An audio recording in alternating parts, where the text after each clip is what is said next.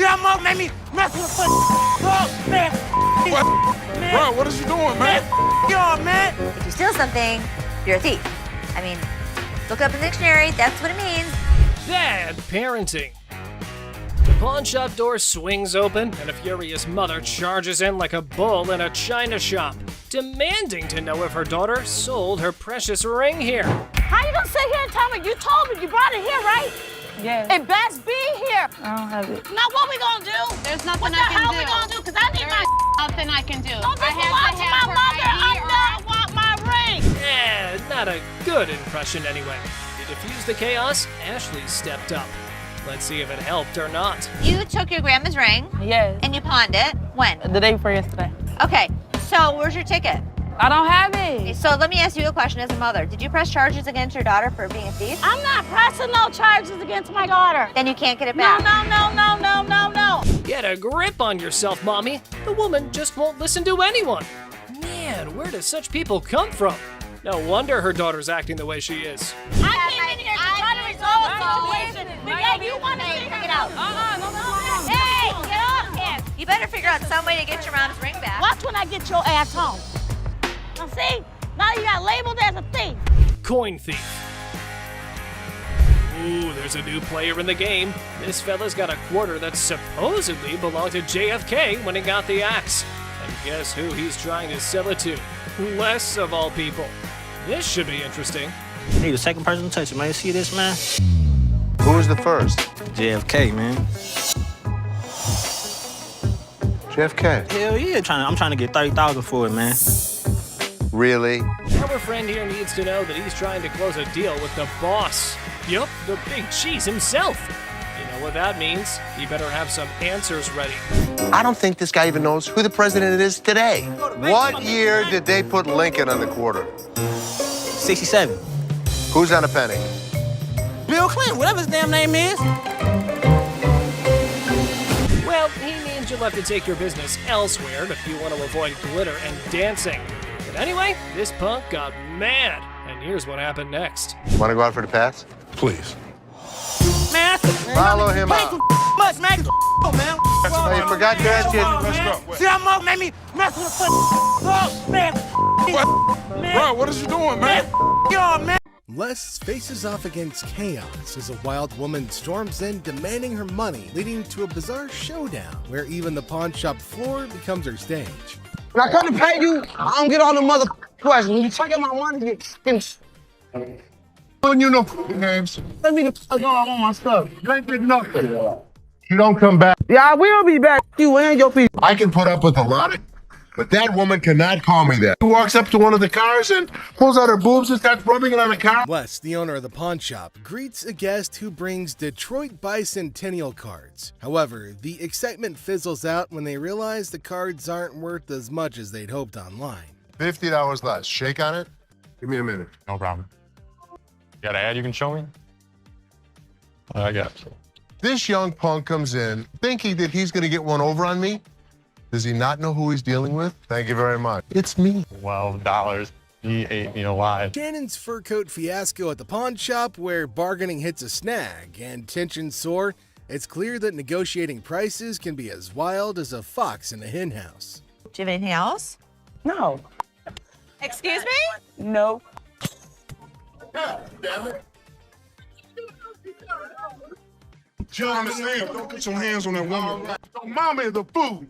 Thank you. Les Gold faces off with a cheerful, plump customer aiming to sell a watch for his wife's anniversary. Les, ever witty, discovers it's their anniversary too. The old man deadpans 25 years, prompting Les to hilariously inquire, "How many happy years, man?" Laughter ensues in this pawn shop comedy. Having your day. Ooh.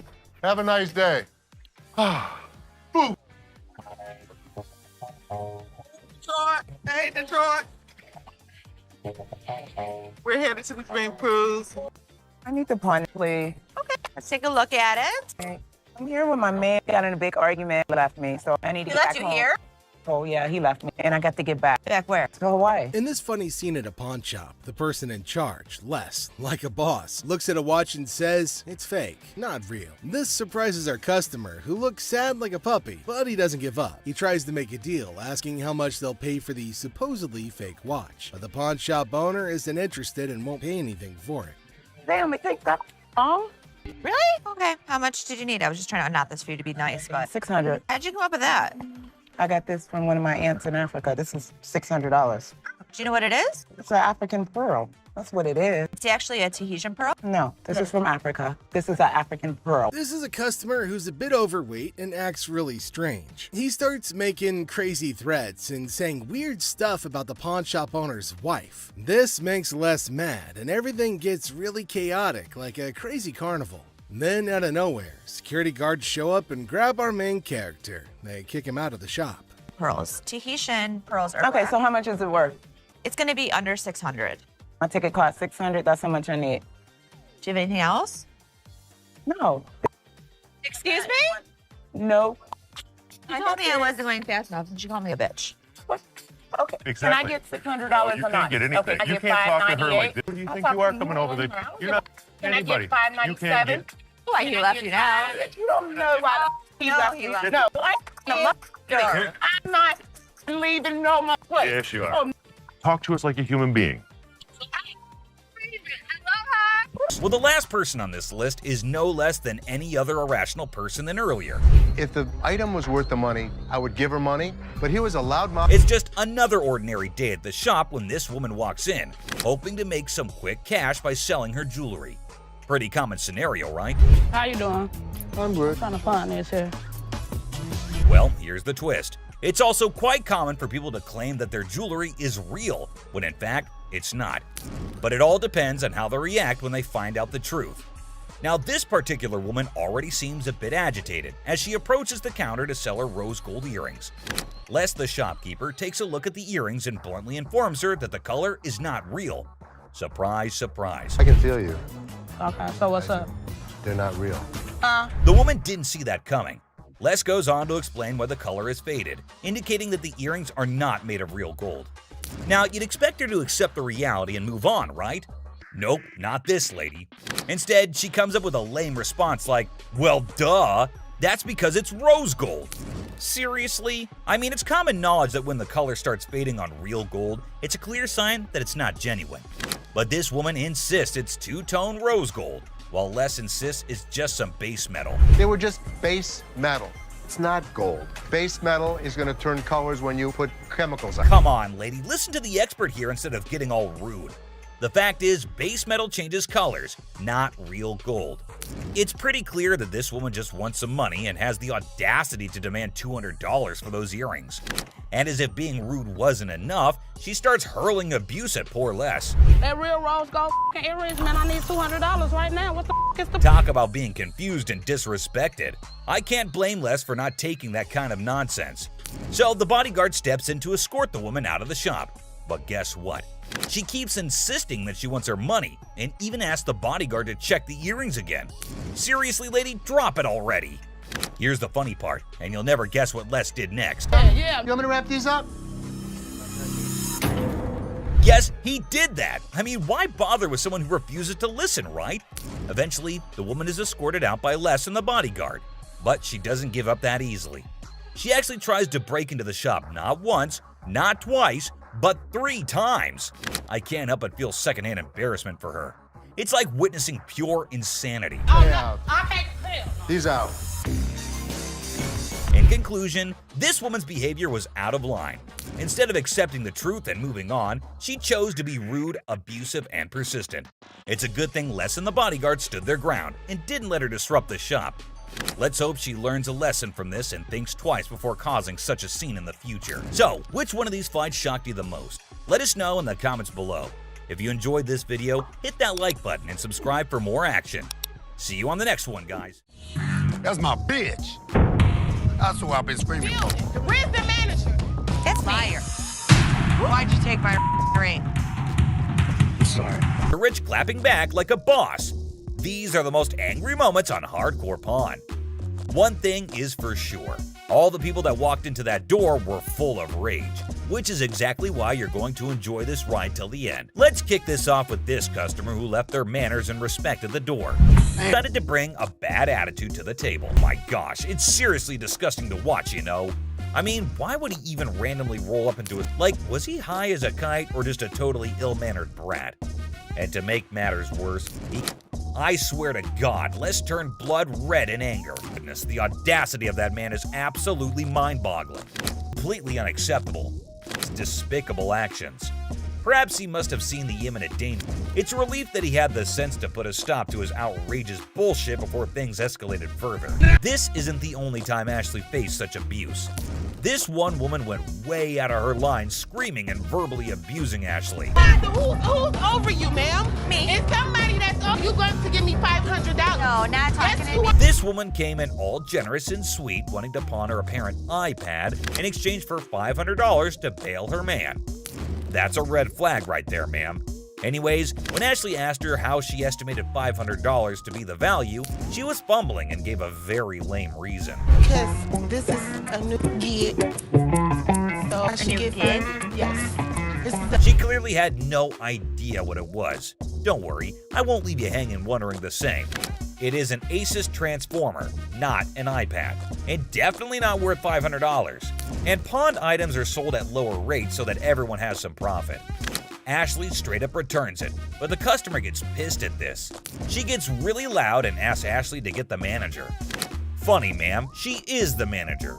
She asks her to get someone above her because she needs that $500. To this, Ashley did the most savagely epic things of all times. She looked around with an air of confidence and said, "Me," asserting herself as the undeniable queen of the room. Oh boy, I bet that moment sent shockwaves through everyone's minds. It was a jaw-dropping, awe-inspiring move that showcased her unapologetic dominance. Talk about a mic drop moment. Ashley truly proved that she reigns supreme, leaving everyone in awe of her sheer badassery. So, I'm gonna ask you to leave. No! I'm not going out my way until you run me mine.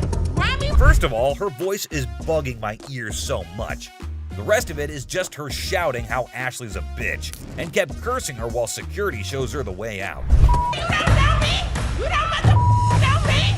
You do not know me. You threaten me? You're out. You're not. For the last time, good lord, someone please ask her to zip it. And I swear, my poor ears were begging for mercy. But you know what? Kudos to Ashley for taking charge and showing her the exit door. She didn't let anyone rain on her parade and swiftly dealt with the situation like a boss. The store probably let out a collective sigh of relief when she was gone. Dude, just picture the chaos that would go down if your wife found out that you're selling her ring for some sick bike parts. Like seriously, can you imagine? You'd better brace yourselves, because those punches would be heading straight in your direction. No doubt about it. And there's this next customer who's legit stuck in that exact nightmare scenario. I kid you not. The way he's being treated here is absolutely brutal. It's like a horror show unfolding right before your eyes. Why'd you take my ring?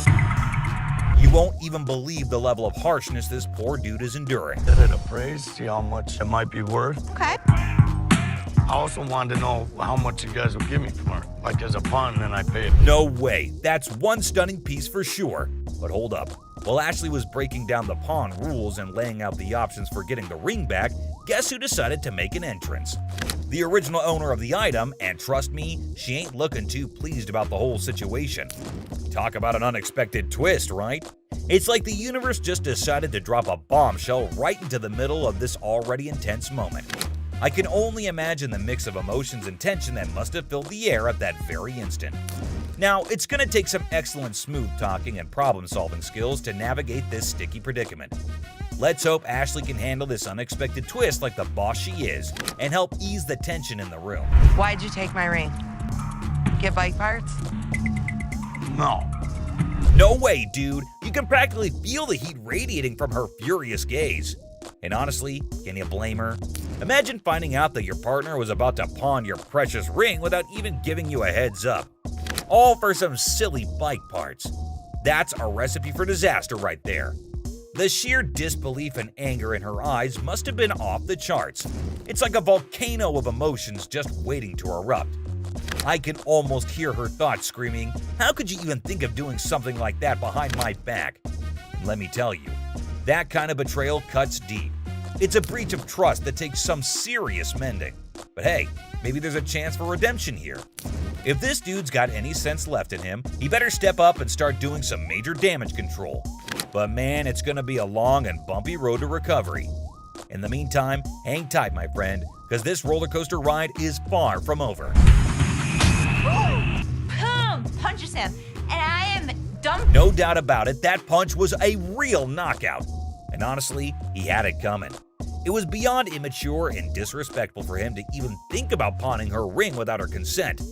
Talk about a major breach of trust and a surefire way to ignite a firestorm of frustration. But let me tell you, the way she unleashed those 2 punches, it was like a burst of pent-up anger and frustration exploding in the air. You could practically feel the intensity of her emotions in every swing. She wasn't holding anything back, that's for sure. I can only imagine how fed up she must have been.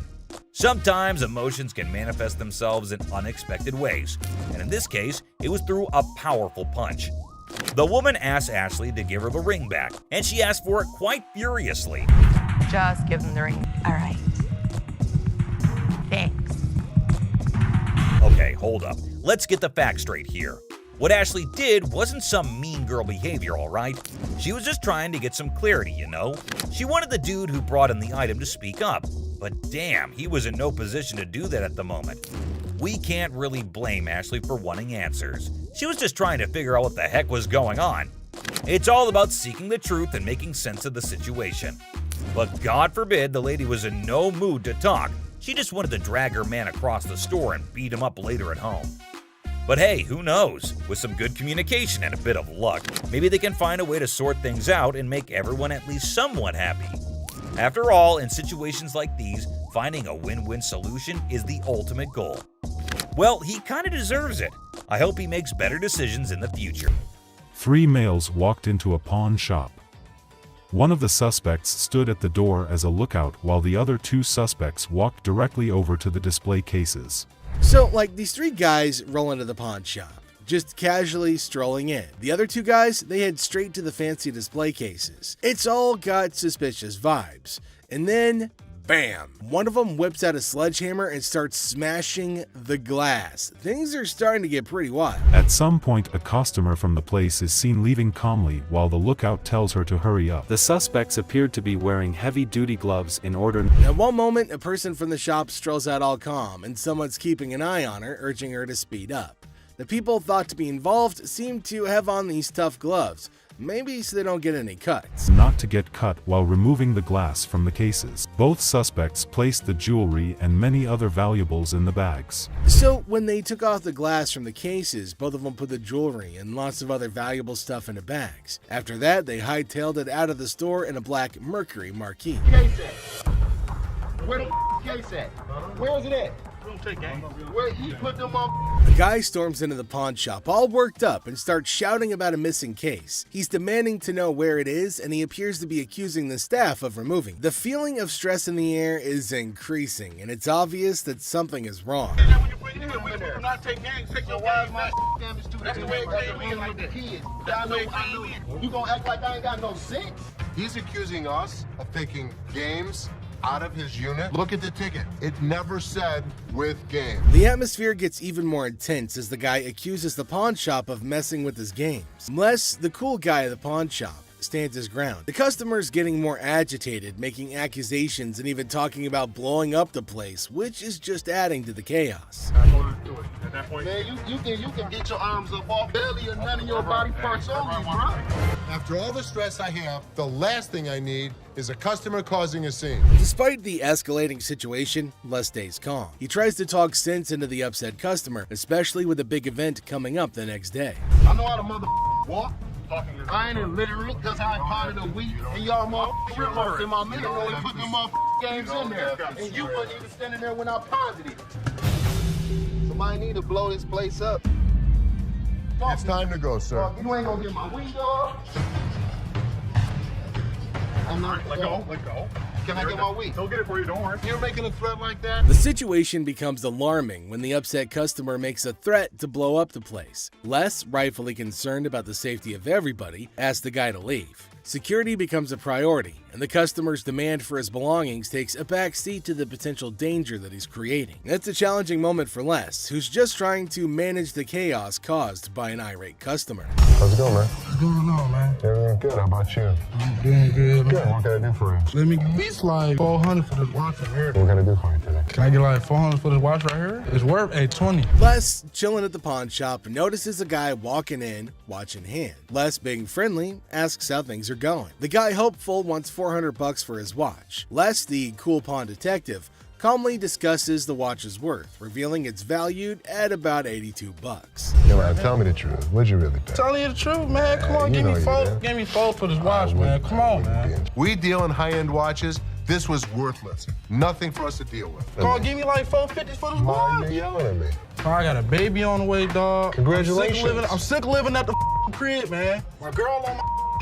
The negotiation heat rises as the guy insists on $400, but Les suggests $7. The guy, pleading and sharing his life story about a baby on the way, asks for $400 again. Les stands firm, offering him the same price, which leads to a bit of yelling. The guy, feeling frustrated, calls the place bull ass and expresses his discontent. You want $10? Oh, no, what do with $10? I have no idea. Go to Coney Island. Give me Coney Island is good. Coney Island, $10. Got a baby on the way, they gonna do this to me, dog. What you looking like a crazy fool? The tension escalates, and the guy feels disrespected, using strong words and even threatening Les. Les, staying cool, suggests maybe he should have been given $400, hinting at a broken lamp that needs payment. The situation gets intense, with the guy considering if he should have taken the deal. Some cash for this watch, man. 400? Oh, I'm sorry. This is a bullshit-ass place, man. This whole ass place, dog. Excuse me. You call it what? You call him a bitch? You? I'll knock you the out. You don't know who you talking to. Tell me. Dog, don't touch me, homie, dog. Touch me, dude. Then maybe he would have been able to pay me for the lamp that he broke. Yo, I'm off you, dog. The guy, still upset, leaves the shop, but not without some fiery words. Les reflects on the encounter, realizing maybe he should have given $400 to avoid the chaos. The drama ends, leaving behind a mix of emotions and a used watch. Life at the pawn shop remains unpredictable and full of surprises. Is a replacement phone. Simple as that. But hold up a sec. Did he bother to bring the receipt? That's the million-dollar question right there. Because you know, without that little piece of paper, it's gonna be a bit tricky to sort things out. I mean, come on, it's like buying a ticket to a concert and then trying to get in without showing it. No can do, my dude. Receipts are like the golden ticket when it comes to returns and replacements. They're proof that you actually bought the item legit and can claim your rights if something goes wrong. Now, assuming he actually did bring the receipt, then it shouldn't be a major issue to get him sorted out. The store can check the purchase details, verify the warranty, and see what can be done about that faulty camera situation. It's all about following the proper procedure and making sure everything is legit. I ain't got it with me, I ain't bring it. So you're telling me you knew you had to get the phone exchanged and forgot the receipt? But Rich says they don't even sell iPhones for $200. So obviously my man over here is a scammer. Rich was very clear that he could look into it, but he needs the receipt. And he kept denying. Yet Rich asked him who showed him the phone so that he could double check. He randomly calls up one guy, and obviously the guy denies, saying they had iPhones on sale 2 to 3 weeks back, and the customer claims that he got it 2 to 3 days back. But obviously the man didn't like the fact that he is getting caught, and you wouldn't believe what he said to Rich. Mohawk, shut the hell up. My mohawk doesn't talk. It clearly does. Clearly it doesn't. With that goatee, now, too. the goatee does. Like seriously, this dude went way overboard. First, he rolls up in here with a fake item that was never even sold to him in the first place. What's up with that, right? And then he has the audacity to start talking back to Rich like he's the boss or something. Come on, man. Rich ain't just gonna sit there and let this guy run his mouth without firing back. It's all about standing up for yourself and not taking any BS from anyone. Rich had every right to clap back and put this dude in his place. I mean, it's crazy how some people think they can just waltz in and cause a scene without any consequences. But nah, that's not how it works here. Okay, did that one work? Pull the things up over your ears a little because you clearly can't. No way, dude. Even while Big Joe was escorting him out, this guy had the nerve to keep shouting at Rich. trying to prove his point. Talk about audacity on another level. I mean, seriously, when you're already in a situation where you're being shown the door, you'd think common sense would kick in, and you just leave quietly. But no, not this guy. He just couldn't resist the urge to keep arguing and making a scene. It's like he thought he could still somehow win the argument or get his way by raising his voice. But let's be real here. Shouting isn't gonna magically make your point more valid. It's all about having a civilized conversation and respecting the boundaries. But man, I can only imagine the frustration and annoyance Rich must have felt having to bear all that unnecessary noise. Send me a picture of the receipt from your phone. Damn, my man Rich definitely got that one stitch on his head for a long, long time. You better be lucky I can't be talking about man. Today, a real gem walked through those doors. This guy, I kid you not, strolls in without a single thing in his hands. The suspense is killing me. What on earth could he be after? Brace yourselves, because this one's about to blow your mind. So a guy comes in asking to tattoo their logo and get paid for it? Now, I won't sugarcoat it. This idea might come off as a tad bit idiotic, but hey, different strokes for different folks, am I right? I don't think that this guy was thinking through this. My dad wouldn't get it done, so why the would this guy get it done? Guess what? Ashley ain't exactly blown away by this whole thing and finds it pretty dumb if you ask me. Just when you start thinking he's all about giving props to the shop, it turns out he couldn't care less. You got any tattoos underneath?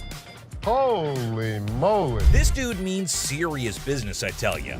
Brace yourself for the mind-boggling price he's demanding for that tattoo. Well, I'm looking in the range for about $1,000. $1,000. Yes. He is so crazy for that. Now we're in a bit of a pickle trying to figure out who the real idiot is, him or Les. I mean, this guy is practically selling himself here. Come on, Les, get your act together, buddy. He's gonna have a new tattoo. Wait, you wear a shirt, so you'd be covering it up. No, I wouldn't be covering up. I'd walk around. But here's the moment of truth. Did they strike a deal? Drum roll. Nope, not a chance. This dude wasn't willing to budge below $500 for the tattoo, which kind of makes sense, I guess. But Les wasn't about to cough up more than $250. $250. Can't do it. So hey, at least you didn't end up with that dumb tattoo, am I right? Now get ready for this next woman, cause it's about to get interesting. So this lady is trying to make some money by selling these coats to cover her bills. But honestly, the coats didn't look too great, and neither did her chewing. 415. Is that what you said? Well, I said it 400 piece. But Ashley was totally caught off guard by that. And seriously, the price is insane, don't you think? Now she's stepping in, offering some real prices. Let's see how the other person reacts to it. $40. No doubt that's absolutely hilarious. Now they're trying to haggle, but it's honestly gross and distracting when she chews like that. I mean, check out that silly behavior. How's that go? So the bodyguard is clearly here to kick her out, and you won't believe what she pulled off. That was just plain weird. But the next one is even weirder, believe me. And speaking of flirting, this next customer is on a whole new level. She's got a necklace in her possession, so she's not showing up empty-handed. But here's the twist. She's actually here for Ashley, or something else. Could it be her sneaky way of striking a deal with the pawn shop? She's got a good personality, and she's so sweet.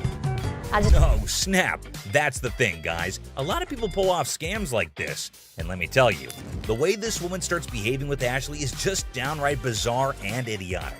But hey, let's not waste any more time on the theatrics and get down to business, shall we? Can I look that up? Yeah, I got even a price.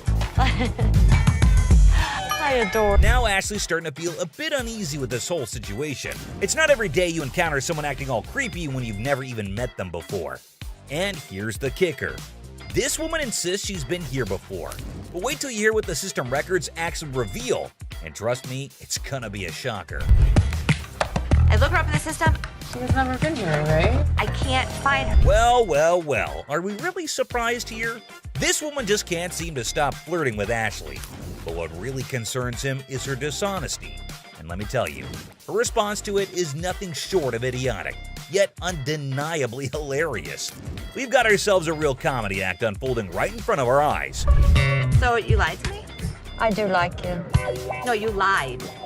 Now, I can't help but wonder if she was just playing her cards to seal the deal, or if she genuinely had a thing for Ashley. Either way, she managed to strike a deal, and now she's out of Ashley's hair. Mission accomplished, I suppose, now back at the pawn shop. And this time, we have a surprise because we've got a whole cast of characters in here today. Check out this lady starting off all cheerful and friendly, saying hi to the folks at the front desk. But out of nowhere, she does a complete 180 and turns ice cold. What's her deal?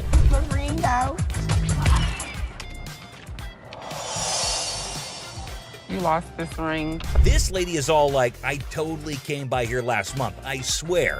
But guess what? The computer ain't lying, my friends. The receptionist straight up told her that her precious ring is nowhere to be found. And you know what? It's on her. If she really cared about that ring, she should have shown up way sooner to claim it, but she didn't, so tough luck, I guess. You didn't bring it last month. You brought it 4 months ago. Now this lady is totally losing her marbles, you know? I mean, it's kind of dumb if you ask me. She should have just remembered where she left her stuff, but no. Instead, she's going off like some chatty old grandma, non-stop yapping about it. Give me my motherfucking ring and let me see a manager in this picture. I'll get you a manager in this thing. Oh boy, we've got a real character on our hands here. This lady just won't accept any responsibility, I tell ya. Hey lady, newsflash. It's your job to remember, not his. This is where she's really taking the cake and acting like a complete idiot. And get this, she starts pointing fingers at poor Les, blaming him for this whole mix-up. You got me up. Well, no, you got yourself up. No, you got. Can you believe it? I mean, come on, lady. It's clearly your fault, not his. Thank goodness for that bodyguard who swiftly stepped in and removed her from the scene. I gotta say, it's giving me secondhand embarrassment. Just look at the unending drama. Sorry that your grandma's ring exceeded its time limit. You made the mistake and did. But what we've got next will blow your mind. So it's just another day dealing with annoyed customers. This lady was supposedly waiting for 2 hours, or so she said. But man, isn't she a little too aggressive? Oh, you gonna ignore me. Can I get some help? Now Ashley jumps in to handle the situation, but this lady won't even let Ashley speak for a single minute. Such a big mouth. You need some better help up in here. I've been standing here going on almost 2 hours. This lady just won't quit shouting, and to be honest, Ashley is so done with it. But you won't believe what this customer does next. It's seriously shocking. Because he told me. Excuse me. Seriously, what kind of lady does that? I get that she's mad, but why resort to getting physical when the manager is talking calmly too? Well, Les totally turned her down because it's just not worth that much. And this lady couldn't handle it, I suppose. You won't believe what she does next. Seriously shocking stuff. This customer walks in claiming she's here to get back the stuff she pawned off. But guess what? Buy. Not pawn. They were buy. Turns out she didn't pawn anything. She straight up sold it off. Man, this lady is clueless. She doesn't have her ticket and she expects someone to help her out?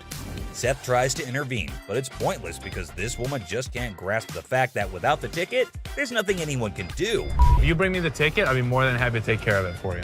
I need my. Show me the ticket. I don't have my ticket. Now she's all paranoid, thinking people are trying to deceive her, and she's planning to take matters into her own hands. Uh-oh, that can't end well. At this point, it's best to just walk away, lady. Phone call. A little phone call? I'll be up here to handle y'all, Who you having? Ma'am. This lady is refusing to leave until her brother shows up to give the pawn shop owners a beating. How messed up is that? Seriously, this woman needs to just shut up. Better be ready. For what? Because my Better brother's be gonna ready come up here and to handle do you. what? See that mother made me mess with the dog, man. Bro, what is you doing, man? Yo, man. If you steal something, you're a thief. I mean, look up in the dictionary, that's what it means. Bad parenting. The pawn shop door swings open, and a furious mother charges in like a bull in a china shop, demanding to know if her daughter sold her precious ring here. How you gonna sit here and tell me? You told me you brought it here, right? Yes. It best be here. I don't have it. Now what we gonna do? There's nothing What the I can hell do. we gonna do? Because I need my Nothing I can do. Don't I this belong to my mother. I want my ring. Not a good impression anyway. To diffuse the chaos, Ashley stepped up. Let's see if it helped or not. You took your grandma's ring. Yes. And you pawned it. When? The day before yesterday. Okay, so where's your ticket? I don't have it. So let me ask you a question as a mother. Did you press charges against your daughter for being a thief? I'm not pressing no charges against my daughter. Then you can't get it back. No. Get a grip on yourself, Mommy. The woman just won't listen to anyone. Man, where do such people come from? No wonder her daughter's acting the way she is. I came in here to try to resolve a situation. But yeah, you want to figure it out. No. Hey, get off him. You better figure out some way to get your mom's ring back. Watch when I get your ass home. Now see? Now you got labeled as a thief. Coin thief. Ooh, there's a new player in the game. This fella's got a quarter that supposedly belonged to JFK when he got the axe. And guess who he's trying to sell it to? Les, of all people. This should be interesting. Need a second person to touch it, man. You see this, man? Who was the first? JFK, man. JFK. Hell yeah, I'm trying to get $30,000 for it, man. Really? Our friend here needs to know that he's trying to close a deal with the boss. Yup, the big cheese himself.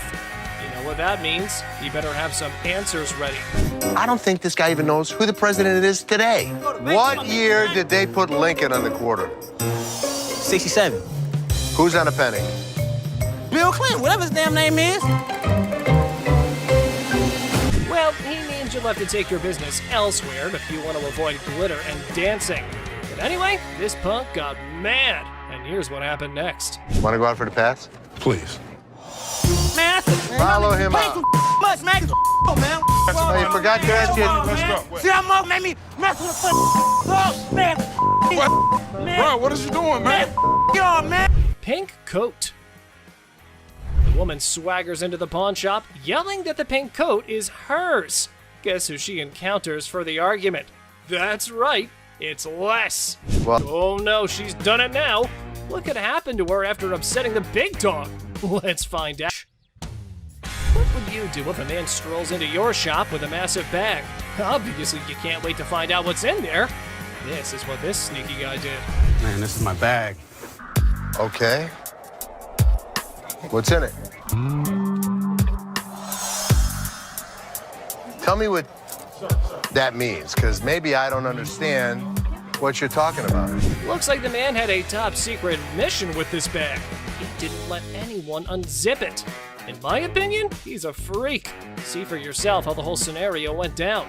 You can't bring in a big bag into a business and not expect to have it searched. What the hell? Oh my God. My man, oh my God. What the hell? Wow, that was unexpected. I can't believe what just happened. I might need a moment to process this. It's not something any of us were prepared for. So I'm just gonna let things lie. If I see anything on the news, I'll report that he was here. I saw that. For all I know, there's a half-naked man in a gold G-string running around the streets of Detroit. Holy. Seth makes a shocking discovery on how the pawn shop is losing money. Les doesn't like it either. Both father and son know that if this keeps up, they could be out of business. Seth has done his homework and concludes that the pawn shop system needs to change. But is it worth the cost? Les certainly doesn't think so. The expert recommends a machine that could change the game. Les is still not convinced, but the old man is willing to give Seth the benefit of the doubt. Because these are... Right in this area here. World War II Japanese sword is worth a ton of money. This sword could be worth a fortune, but Rick isn't sure. He knows he's gonna need some expert advice. Even Les sounds impressed with the speed and accuracy of the expensive device. Les doesn't mind losing a bet to his kids, especially if it earns him more money. I'm here to sell my collectible Amazing Fancies issue, and it's 24 karat gold and sterling silver, and it has Stan Lee's autograph as well. This is all original casing and stuff. There's only been like one or two that's been sold since like 2003. So I don't want it. So it doesn't match anything I have at our apartment. Can we talk about this woman though for a minute? Why would you be in this relationship? I don't want to take this from this guy. A guy brings in a really interesting piece to the store at the behest of his controlling girlfriend. Ashley only wants to focus on business, but Bobby J is quite bothered about the customer's relationship. Unfortunately, it's not 24 karat gold. It's not? It's plated. Which decreases the value a lot. Let me ask you this. What else have you had to get rid of? Nothing else. The only reason. The kid's miserable. He's scared to death to say anything. We should have helped him. You can't have this. You can't do that. And would you ever do that to somebody?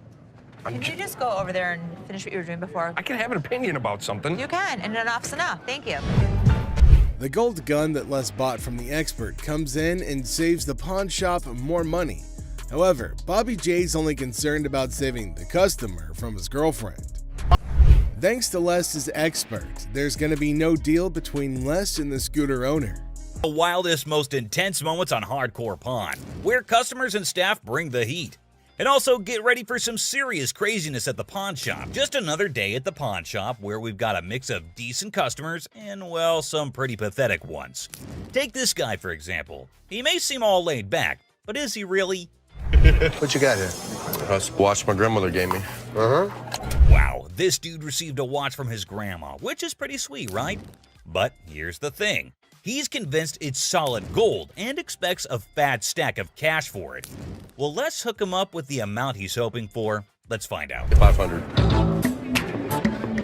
The problem is the metal on it is just stainless steel. Well, the metal on it is just stainless steel, so that's disappointing. But how will this guy take it? Yeah, you see this discoloration on the side? No. You don't see the rose? Whoa, hold up. This dude just flat out rejected it without even taking a peek. Talk about a major red flag, am I right? Let's then explain. In between the links were gold plated. The gold plating had rubbed off. The watch had no value. And then this guy's like, can I get someone else to check it out then? Because Les shut down his hopes of getting any cash. Whoa, okay, Mr. Expert. This dude is seriously not happy about it. Value. It does have value. How about your chain? You want to pawn me your chain? Anyway, being the sweetheart that he is, Les brings in another dude for a second opinion, just to be fair. But what happens next is totally mind-blowing and straight up disrespectful. Brace yourself for this one. It's gonna shock you. Does this bozo know what he's doing? Well, I wouldn't really call him names. Seriously, this dude needs to chill and get a grip. I mean, who does he even think he is? Anyway, from that point on, things started spiraling down, and honestly, it's for all the right reasons. 500. Nothing. Stop being a bitch. Now, Les ain't about to tolerate any disrespect, and nobody should. And this jerk is about to experience a dose of his own medicine. And let me tell you, it's not a pretty sight. Check out what Les has in store for him. Give me my mother... Man, come over here and pick this bitch. Oh man, this dude is about to get serious flipping off, I kid you not. You know what goes down with idiots like him? They're in for a rude awakening. Yo, you, get him here. Let's go, my man. Have a good day, sir. Have a good... Gotta admit, that was seriously hilarious. What did Les have to lose? Nothing at all. But this guy, oh yeah, he got exactly what he deserved. The man just couldn't stop with the curses. Sir, let yourself out. Let yourself out. Oh, you think this was intense? Well, hold on tight, because you haven't seen anything yet. So this dude walks in, right? And he brings in some equipment, no beating around the bush, and straight up expects a cool $100 for it. Can you believe that? Like, I'm trying to get at least $100 for it. $100? Yeah. I won't even be able to sell it. Well, the guy just flat out tells him that there's no way he can cough up $100. So the customer's disappointed, but hey, at least he's keeping his cool, right?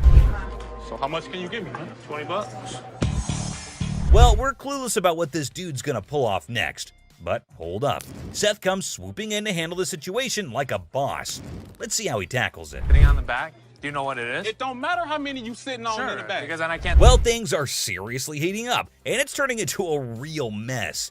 Seth tries to talk some sense into the guy, but he's just not cooperating. And instead, he's shouting like there's no tomorrow. Dollars for this. You paid $200 for that, I overheard? Yeah, I mean... Really, you paid $200. So Seth breaks it down for him, saying it's not even worth $100. But this dude is now causing a scene, making a big fuss that's grabbing everyone's attention, to be honest. I'm trying to get money for it. I've been waiting in this line for an hour. I need more than two. This guy seriously needs to calm down. He's dropping way too many curse words. And honestly, it's gonna be his one-way ticket out of the shop. That's when Les steps in to take charge. Let's see how that plays out. You gonna do old man? Who you calling old mother? Old man? No way, he actually said that? Like seriously, what the heck? This guy just keeps digging his own grave, making the situation even worse for himself. Brace yourself, because what he does next is gonna leave you absolutely stunned. Really, mother? I got this. I got it. You want to give me more than 20? Oh my God, seriously? Can you believe it? This dude actually tried to mess with Les and thought he could get away with it without being kicked out. That's some messed up behavior right there. Like, what on earth was he even thinking? Wait for an hour. Really? Me? You. Well, he totally got what he deserved. But guess what? That's not even the end of it. Now, this lady is seriously contemplating whether she should go for it or not.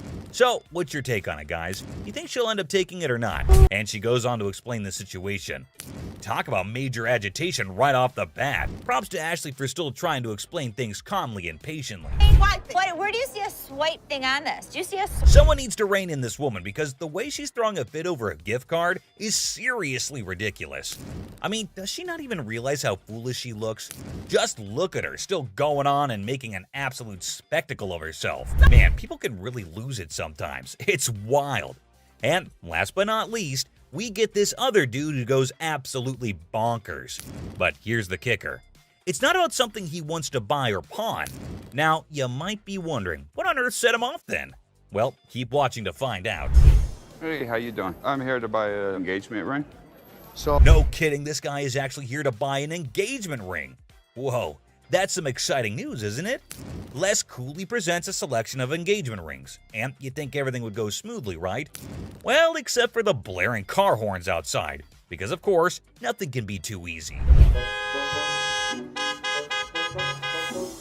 Oh, damn. So that's the reason for all the honking?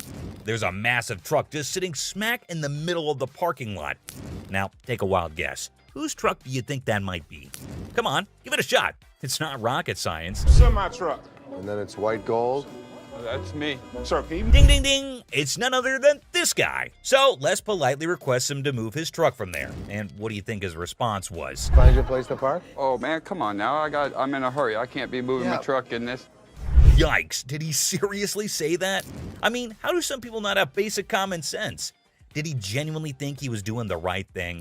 Les is clearly not putting up with it, and you could totally see that. You don't have an option. You have to move your truck.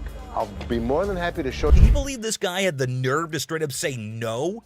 Well, let me tell you, things are about to take a turn for the worse for him. But just when he thought he couldn't dig himself any deeper, he goes ahead and proves you wrong. Why are you so rude? I'm not moving the damn truck. Byron, take over. Well, obviously he's about to get kicked out, and trust me, you gotta watch this. It's absolutely hilarious. Move the truck. Come on, man. That's wrong, bro. Next time, parking on the freeway. This dude should be totally embarrassed about his behavior. And oh boy, he didn't stop there. He just kept on going. And the last straw was this. Move your truck. That's right. No, I'm not. And you're not going to come in here demanding money from me. Customers usually go through several stages when they hear that their item's not as valuable as they thought. The first is disbelief, followed by denial, anger, and even assault. In this video, we see a woman who assaults a security guard, another insults and body shames Ashley, and one almost takes a swing at Les. The thing all these people have in common is that they were shocked at the real value of their item. There's never a shortage of people who don't know their item is fake. The truth makes this woman explode at Les, but she never stands a chance because Les has backup.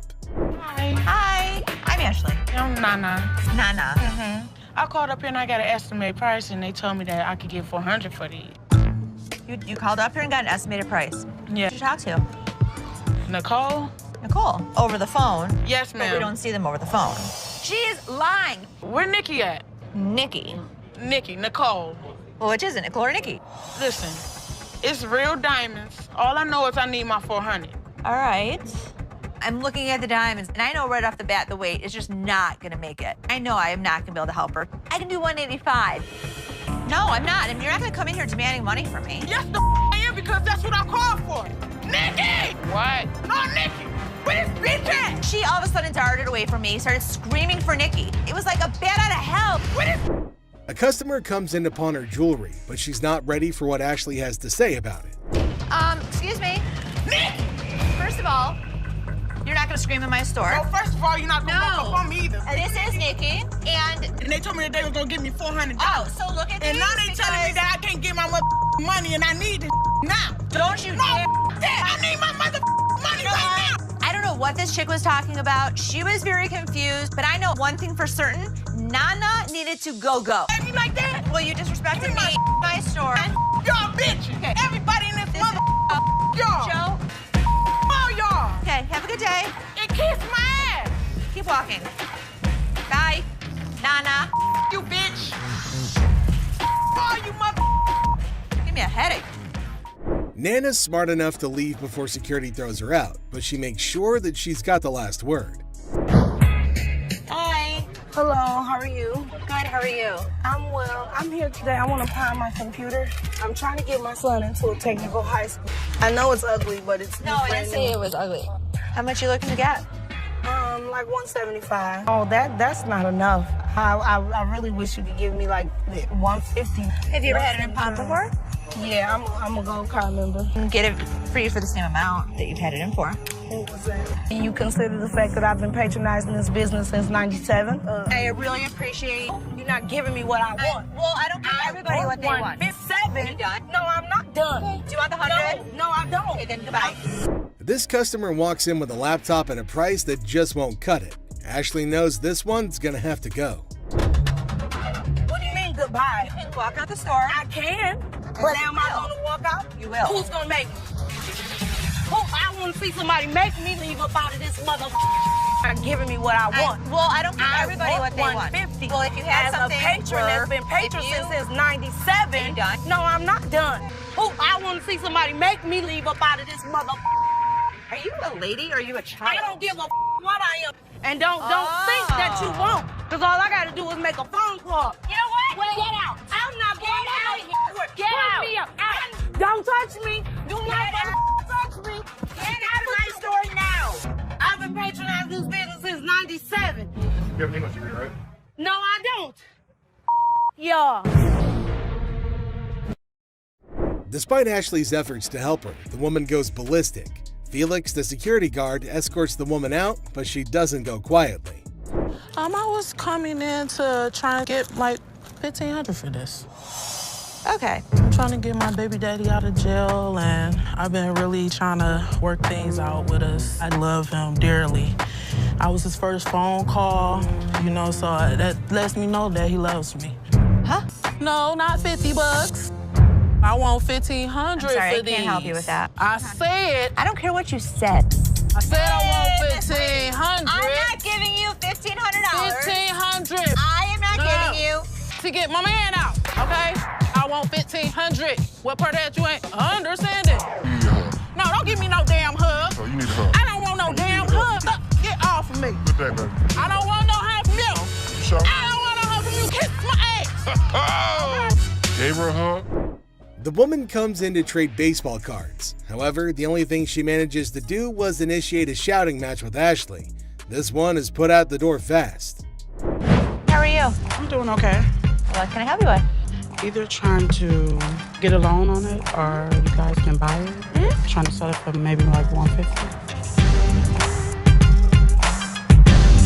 It's $50. Then you know this is cost way more than this. Okay, but I'm not going to pay you for the amount that you think it's worth because it's stained. This is not one of the newer ones. This is not this season. I know about purses. But you still willing to buy for $50 though. So if it wasn't worth, why would you even say $50? So they didn't say it wasn't worth. Leave Can our I store. talk to somebody else? Why do I have to talk to you? Because You I'm the disrespectful. manager. I'm disrespectful and you call me a pepperoni ass? Ugly ass bitch. You're Now not what? the owner. The owner is the other man. You must have. How you get here? You your way to the top. You. Customers are just shocked when they're told the real value of their item, but this customer's just straight up disrespectful.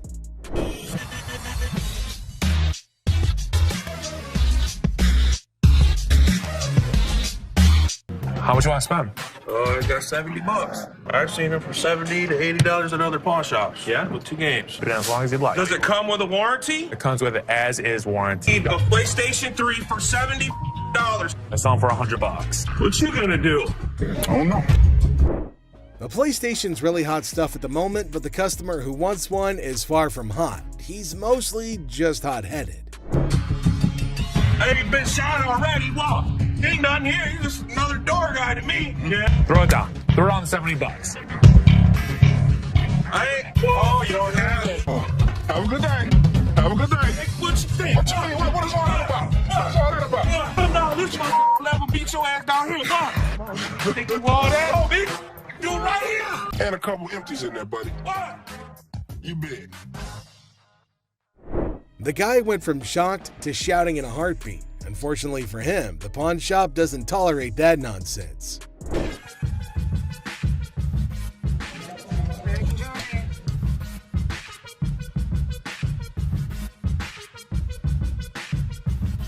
They're not real. What? No, these is real. Look, when you holding up to the light, ding, you hear that? Ding, that's the diamond sound. Don't you think I would offer you money for them? No, I know what this is. Why your big ass standing here? What the you want? So you can give me my $300. Whatever, told me my ass haters. Bye. Have a nice day. The next customer is a lady with diamonds from her fiance, or so she thinks. Les breaks the bad news to the lady, but she's got a hard time accepting the facts. Hello. Hi. Can I help you? If I'm trying to pawn this, 35 millimeter, right? yeah, How much are you looking for? just about $30. Got my baby's birthday coming up and just need a couple of extra dollars to help out. Stuff situated for him. What do you have planned? For his birthday? Mm-hmm. A birthday party, you know, cake, ice cream. To try and get money from us. And the kid ratted her out saying, yeah, my birthday's in 2 months. There's a little bit of time you have before then to come back and hopefully have something of value. And I really would have appreciated any little thing that you could have gave me. 10 years ago. This is some bull because y'all could have took this camera. You could have gave me $30. The innocence of a child didn't allow this woman to cash in on her worthless camera. She was pretty shocked her lies didn't work on Seth. How are you? How are you today? Good. What you got? My bracelet on my phone. My baby daddy gave it to me. It would be so mad. Curtain tiebacks. What are you telling me? You know this isn't real. What do you mean it's not real? Well, it's a real bracelet. You know what? It's a real, listen, okay, fine. You're fair enough. probably Don't right. trip, okay? Don't trip. I'm about to call him right now. Sometimes people get presents, and sometimes when they get their presents, the people that give it to them tell them a lie. He said this bracelet costs $500. It would be more What are you talking about? He's Anywhere. lying to you. Baby, did you give me some fake gold? Did you give me some fake gold? Really? Did you give me fake gold? This ain't love, baby. You said you was gonna marry me one day. Okay. Have a very nice day. Thank you. Man, this what the is you talking about? Have a nice day. I have a nice day when Okay, you then give me don't some have nice a- service. Right? You know what, y'all? I'm about to take it to a real jewelry store that knows something. That's what I'm gonna do. The amount of men who give their women fake jewelry in Detroit is absolutely crazy. This woman is shocked, betrayed, and angry when she learns the real value of her jewelry. Two customers come into the pawn shop on a noble mission of freedom. However, Ashley lets them down easily, but at least they take it better than most customers in this video. Pawn shop because we, is in need of money. And we're trying to pawn this VCR and this. Pawn shop before smashing one of their items in an argument. The couple is more sad than shocked that they've rendered their items worthless. Hi, how are you? I'm good. How about yourself? Doing all right. I've got a ring I want you to take a look at for me.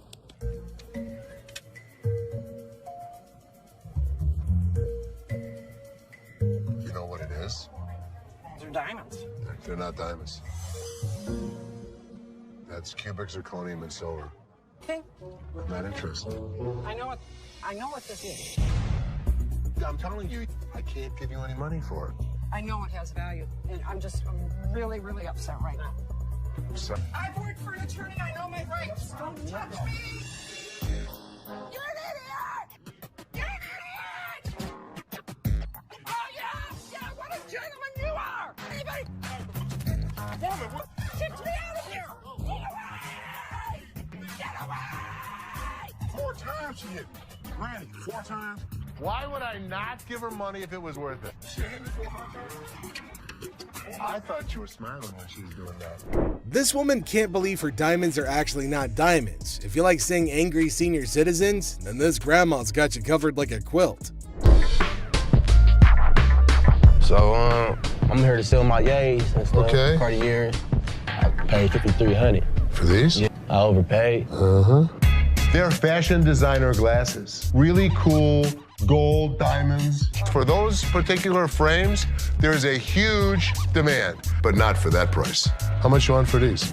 The lowest I'll take probably like 40 for it. All right, give me 35. You give me 35? 1,000.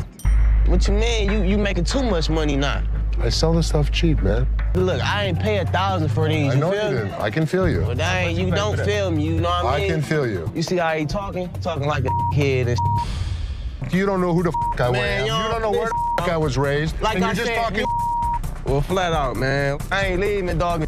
Come on, baby. Young buck. What's up, baby? Man, we out. You on that petty shit, dog. That petty ass money you offering. That's why ain't nobody with y'all. You feel me?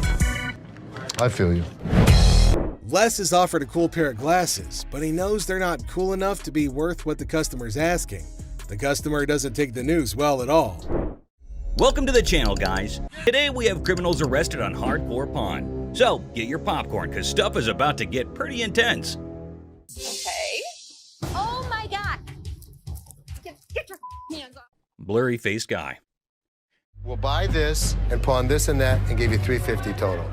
Get set for a crazy moment in this pawn shop. The shopkeeper and a customer are going at it in a big argument, trying to make a deal or who knows what. But wait for it. Out of the blue, two dudes in fancy clothes with blurry faces bust in like old school detectives. The shopkeeper's scratching his head, clueless, but here's the kicker. Those blurry-faced guys are undercover detectives on a secret mission. It's like a scene straight out of a comedy movie. The detectives have arrived. I need to tell them what's been happening and show them the evidence. Hold on to your laughter, because this is pure comedy chaos. The second those detectives waltz in, the shopkeeper's freaking out like he's been caught selling magical beans or who knows what. These detectives are all business, channeling serious Sherlock vibes after an espresso overdose. They're tearing through the shop like treasure hunters on a caffeine high, checking random stuff and maybe on the hunt for hidden treasures. Meanwhile, the poor shopkeeper's sweating bullets, desperately trying to keep his cool. It's like a real-life comedy suspense show unfolding before your eyes.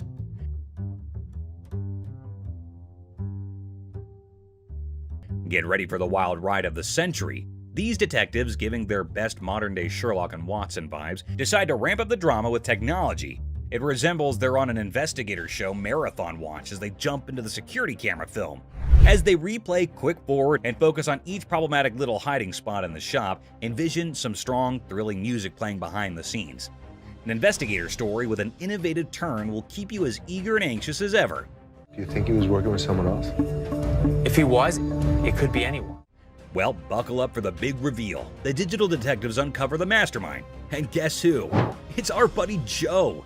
Yep, good old Joe is the culprit behind all the missing stuff. These detectives don't waste a second. They slap handcuffs on Joe quicker than you can say guilty as charged. And just like that, the pawn shop transforms from a place of heated arguments to a full-blown crime scene. The shopkeeper, still in shock, watches as Joe gets escorted away by the police, handcuffs and all. The whole situation is so bonkers it can make anyone burst into laughter. It's like a comedy show with mix-ups, detectives with blurry faces, and a surprise twist. You'd be left thinking, did that seriously just happen? It's pure comedy gold, my friend. Comedy gold. A massive fraud. This one will truly astound you, so hold on to your chairs. The largest swindle to ever occur on the show, so far as people are aware, left everyone perplexed and alarmed. Basically, the boys said that someone from the shop had conned them. She pawned 2 of our laptops, and she told us she was gonna give us the money and the laptop. To make a long story short, a woman pawned 2 of their laptops and then informed them that she knew someone who worked at the pawn shop and would give them the money and the laptops. You pawned something. Yeah, she has the ticket. When did you pawn it? Today. The males are left with nothing because she has their laptops, the money, and even the ticket to their belongings.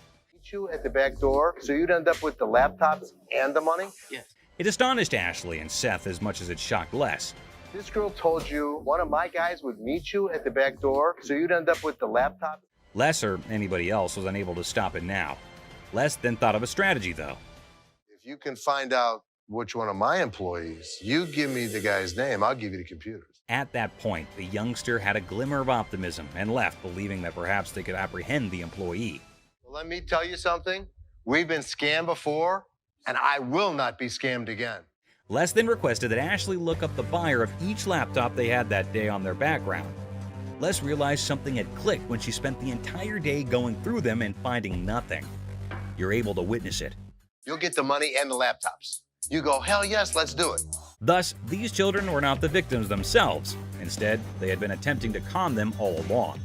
Well, here's the way it works. Nobody gets out of pawn without paying for it, and nothing goes out the back door. This time, they weren't duped either, although the kids did cause Ashley and the others a lot of worry during the day. The bag. Imagine this super funny video with a lady who's basically playing the I'm lost in a bag shop game at a crowded mall. So there's this awesome comedian pretending to be her, right? She strolls in like she just landed from Mars, completely clueless. Yeah, okay, I went to get my purse back to make my payment. Then, out of the blue, she locks eyes with a black bag, and boom! She's convinced it's her long-lost twin, with a mix of determination and total confusion. That's my purse right there. That one right there, the black one. So I want to know why it's out there. She marches over to the lady in charge, ready to solve the mystery of the twin bags. It's like a comedy treasure hunt in a bag store, and you're in for a hilarious ride. Get ready to laugh your socks off. Here's the money. I want the purse. That bag was never in pawn. Now get this. The shopkeeper, a comedic genius with timing that's spot on, coolly spills the beans. She says, hey, this bag's not yours. But oh no, our lady on a mission won't back down. That's not your purse. How do you know it's not my purse? Because that purse has been out there. Let me see it. With this epic confidence, she declares, no way, this bag and I go way back. They're like childhood buddies. And here's the best part. You want to buy it? I just want to look at it and make sure it's not mine. She throws down the ultimate challenge. Bet you this bag, if it's not mine, I'll hand it over. But trust me, it's practically family. It's like a comedy duel in a bag shop, and you won't believe how hilarious it gets. Oh my God. Get your hands on me. Meet Cam, the scene stealer of the century. Picture this, chaos in the bag shop, and here comes Cam, our superhero security guard. He's like, hold my coffee, and smoothly escorts the determined bag enthusiast off the counter. Have a nice day. Let's go. Walk yourself out, yo. You. Walk yourself. But wait, she's clinging to her bag like it's a ticket to a comedy show. The laughs hit the roof as Cam keeps his poker face while chaos reigns. This video's a comedy roller coaster. And Cam, the unsung hero, it's a laugh-out-loud male adventure that you don't want to miss. Go to see with that pole, right? Go. Bitch! Go where you got to go. I'm gonna kick your ass. You wait. Sign of free cash. I was trying to find out because your sign is saying that I can get 30 days. In the pawn shop sitcom, the worker dazzles the customer with the prospect of a 30-day cash fiesta. The seller, with a classic "How can I help you" line, unwittingly opens the door to financial freedom hilarity. It's a tale of interest-free loans, dollar storage fees, and a comedy of errors that promises 30 days of pawn shop shenanigans. But that's not what the y'all sign is saying. Misreading it. No, you're misreading it. The customer attempts a 30-day free cash caper, armed with a misinterpreted sign. The seller, caught in the crossfire, insists it's an interest-free loan bonanza, not a free cash party. Cue the comedic chaos as the customer points fingers, and the pawn shop sign becomes the unintentional star of a sitcom episode gone haywire. I need my cash. It says it right here. Free cash. The customer demands free cash like a rock star on tour. The seller, armed with the reality of interest-free loans, faces a barrage of demands. The customer, teetering on the edge of pawn pandemonium, enlists a surprise ally, a sassy woman who jumps in the scene like a comedy superhero. Cue the applause for this unexpected twist in the cash crusade.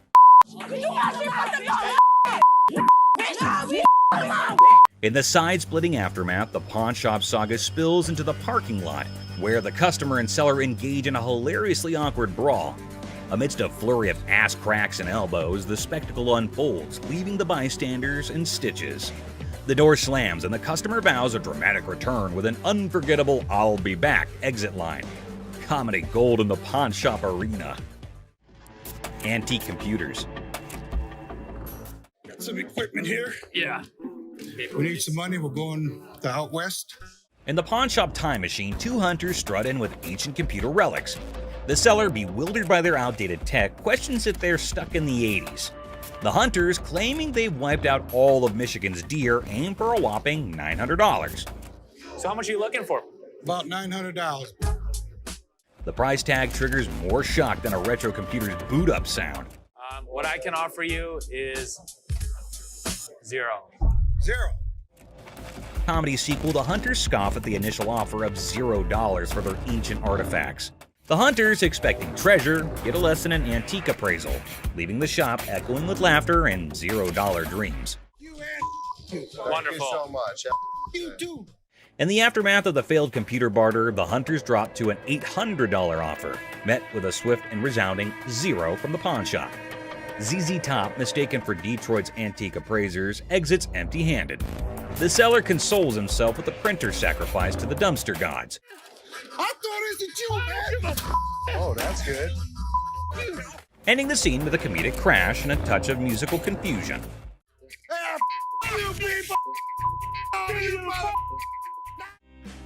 Plump man. In Hardcore Pawn, Les Gold faces off with a cheerful, plump customer aiming to sell a watch for his wife's anniversary.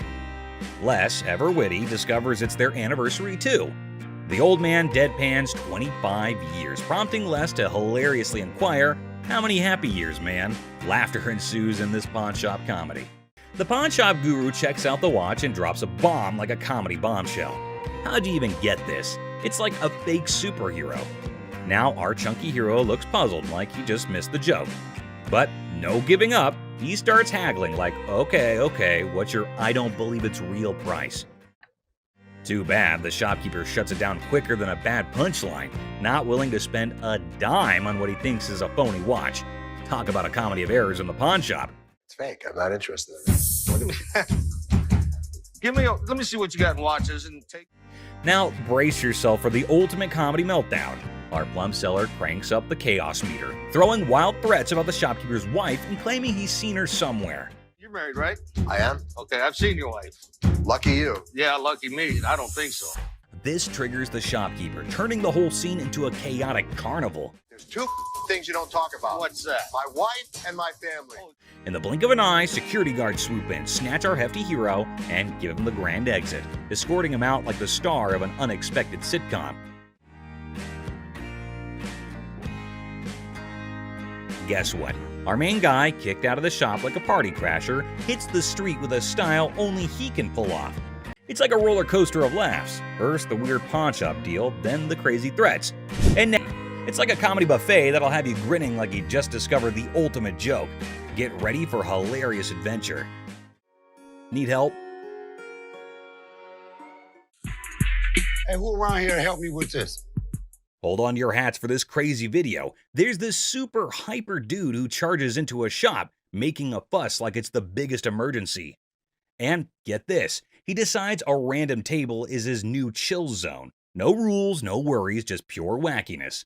Get ready to laugh your socks off. Get a load of this. A serious lady walks into the chaos, totally shocked by the craziness. She's all polite, asking the lovable crazy guy to hit the road. But guess what? He's on a whole different planet. Get your ass over and shut up. Watches. Get ready to giggle. So there's this new lady in the shop who's decided to be a rebel. She goes all sneaky and puts the shop's watches up for sale online without telling anyone. Now imagine the staff just standing there scratching their heads like, what in the world is going on? But oh, it gets better. So you wanted to know if Tressa asked me to put anything else on the internet? Yeah? Well, she did. This concerned guy sprints to the owner like he's in a marathon, spilling the beans about the lady's secret watch-selling mission. It's like a comedy of errors in a local shop, and you won't believe how funny it gets. She asked you to put a watch on the internet. She didn't ask me, no. John came up to me. She didn't ask you? Hang tight. The boss decides it's showdown time with the troublemaker. Picture this. The crazy lady, completely clueless about her mischief, storms into the room and starts arguing with the puzzled staff. I didn't ask So you. he wouldn't just offer it. Right. You said to come to one of you guys. Well, before I would have bought it, I would have came. She's all like, I'm just an employee, not the owner. It's like a sitcom gone wild in that local shop, and you won't believe how absurdly funny it gets. Was it a possibility? I pulled it out. Okay, you went around the bush and kind of asked them. Hold on to your laughter, because things go from crazy to cray-cray. The lady trying to make a grand exit dramatically throws her keys at the owner. It's like a superhero tossing a cape, but with keys. I wasn't even sure if I was going to. It's fine. The whole scene hits peak absurdity as the keys fly through the air, and everyone's just staring, jaws on the floor. Meanwhile, Our Lady confidently struts away, leaving the staff scratching their heads like, did that just happen? It's a hilarious roller coaster, and you won't stop laughing. You weren't as big of a bitch. I was wrong. Excuse me? Get the out of here. Get set to lol. This funny video is like a crazy ride with surprises, silliness, and a hint of madness that'll have you laughing without a pause. The twists and turns make it a hilarious and chaotic experience for anyone lucky enough to catch the shop's wild antics. Brace yourself for a good laugh as you watch the madness unfold in the side-splitting comedy script style video. What did she say? That I am the bitch. Get the out of here. Penny pincher. Get ready to chuckle. This hilarious video is all about a super energetic girl trying to convince her super penny pincher dad to hire more security for their shop. She's all passionate like, "Dad, we need extra protection." But oh boy, her dad's like, "Nah, that's just throwing money away." Adding an extra night security guard is an expense we don't need. Dad, I just don't understand. The funniest part? When the argument gets so wild, the girl pretends to be super angry and storms out of the room. It's silly, it's amusing, and you'll be laughing your socks off at their crazy fight. Every single time I have an idea and I bring it to your attention, he then has to walk in. Hold on to your funny bone. This comedy video is pure chaos when the staff walks out, and surprise, the roof is missing. Peeled the roof off? Yeah, they peeled the roof. Yep, someone peeled it away like a giant banana. Imagine the team head scratching in disbelief. Their shop literally got unroofed. The alarm company called. They thought it was a false alarm. Is anything missing? I have no idea. Now, here comes the kicker. They start worrying it might be a sneaky robbery. Cue the panic as they sprint to check the CCTV, hoping to catch the audacious roof peeler in action. Get ready for a laughter-packed roller coaster as they dive into this hilarious investigation. Get ready to laugh in this super funny video. They got 2 guys. So they get through the internet room, jump in. The staff at a quirky shop freaks out when they find out someone peeled off the roof for a supposed robbery. Total chaos, right? So they go all detective and check the CCTV footage. But wait for it. Turns out, not 1, not 2, but 3 guys break in. And here's the kicker. Looks like they grabbed the coat right there and then out.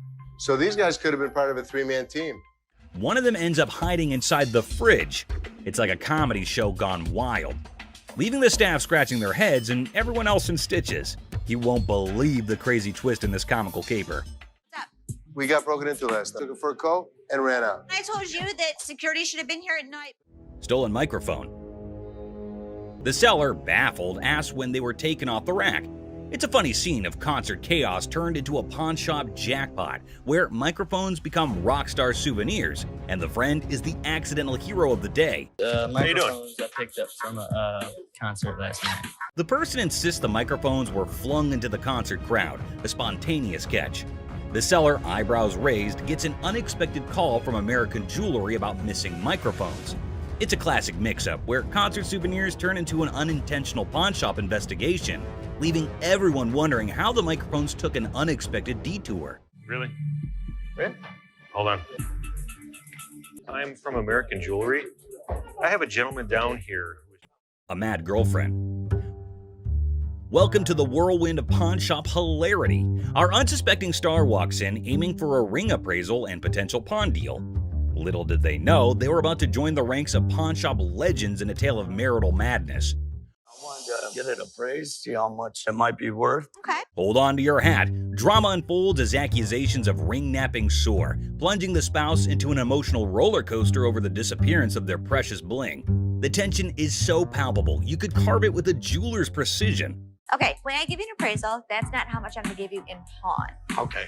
But hold on, our hero clarifies, I'm here for an appraisal, not to pawn. Q gasps in the realization that pawn shop language got lost in translation. The spouse is in disbelief, and we can almost hear dramatic music building up in the background. You said you're coming in to get a receiver. a price on one. He wanted an appraisal on this ring. Plot twist, the ring allegedly transformed into bike parts? Is this a pawn shop or a two-wheeled saga? Accusations fly faster than a speeding bike, plunging us into a marital showdown. "Why'd you take my ring?" echoes through the pawn shop halls. Why'd you take my ring? Well, I wanted to see how much it was worth. Our hero is left flabbergasted, caught in the crossfire of accusations and domestic mayhem. "I just wanted to know its worth," they exclaim, trying to defuse the explosive situation. But alas, emotions rage on. Yesterday you said you needed bike parts and didn't have the damn money.